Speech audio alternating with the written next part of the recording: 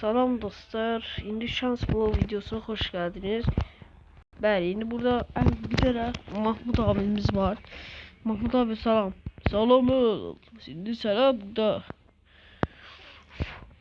5 lira yoktu ama neyse başlayalım oyunumuza. Oha, kitap çıktı. Neyse. Burada neyse çıkmadı. Bir şey çıktı. İtler çıktı. İtler.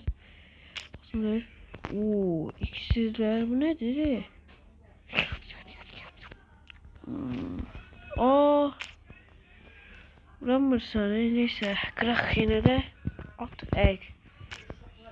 Oh, tarla çıktı. Ya yaratıcı bodura gitmedi. Dostlar yanlışlıkla yaratıcı bodura gitti. Neyse ne kırak. Evet çıktı. İşte bunu kırak. Video çıktı. Allah! Ha ha ha! Gel buradan. Bu nedir? Aa, patladı. Abi vallahi patlayacağız. Köme git. Gel buraya. Aa. Kılıç. Eşyalar. Kılıç. Ay iskelet çıktı ne de. Git buradan. Git. Patla git. Git dire. Uçak alıp. Git de dire. Angurt. Git buzgıt da. Oldu diye. Allah video geldi.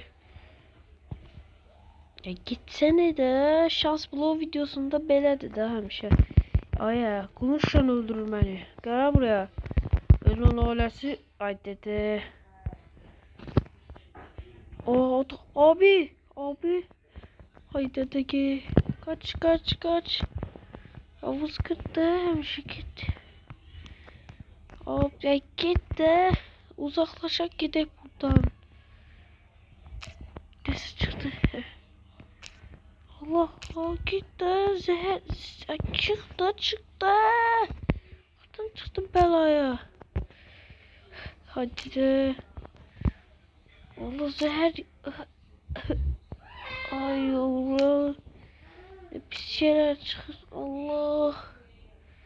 Zırhlar. Emadan Allah. Ne tez öldüm iyi. Yüreğim bulanırdı.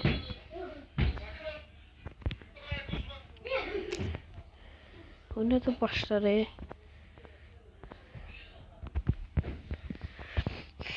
Neyse bu baş maskam olsun. Portal çıktı.